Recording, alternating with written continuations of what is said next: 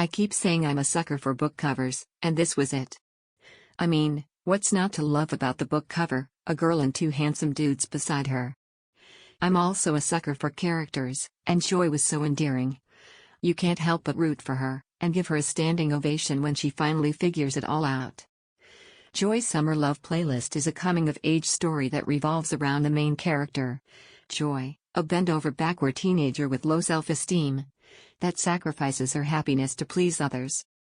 But when you read how the other characters see Joy, you will ask yourself, why is she this way? It's typical for a teenager to be self-conscious. But it goes deeper for Joy, and you will have to read it to figure out why. Nonetheless, without even wanting, Joy finds herself between two boys.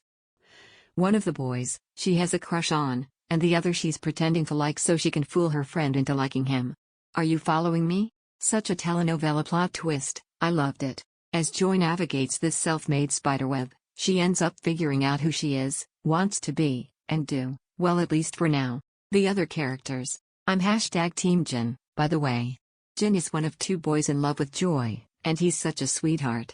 Kale is the funny guy, who behind the loud exterior, is too shy to tell Joy he likes her. I'm telling you, this is such a cute love triangle. When it comes to the parental figures, you will read about the overbearing parents, the snooty mother, and neglectful ones in this book. Each of them, in their own way, push their kids to turn to each other. Because as we all know, parents are not cool, nor will they ever understand. Out of all the characters and their dynamic, the only one I couldn't get behind and confused me was the dynamic between Joy and her brother, Carson. Once I reached the third act of the book, I understood why Carson acted in this manner. But the vibe I got from his reaction felt like a jealous ex-boyfriend and not overprotective brother. I would love to know how others see it. Favorite quote. My favorite parts in the book were when Joy was singing or when Jin and Joy interacted. I cried when I read this. By the second verse, the pianist lifts notes into the song. The guitar strums beachy chords, and the bassist carries depth under it. The song takes on new life, and the crowd travels to another plane of appreciation. Songs are that way. Like a vehicle for your soul. Here was Joy singing her heart out, but it was broken. It reminded me so much of when Selena Gomez sang that the heart wants what it wants at the American Music Awards in 2014. Do you see? How can one not fall in love with Joy? Recommendation.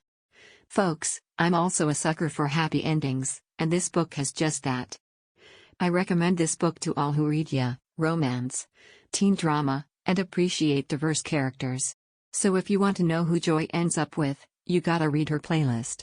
If you want to read Joy's Summer Love Playlist, click here. If you want to follow the author Piper B. Ig Twitter.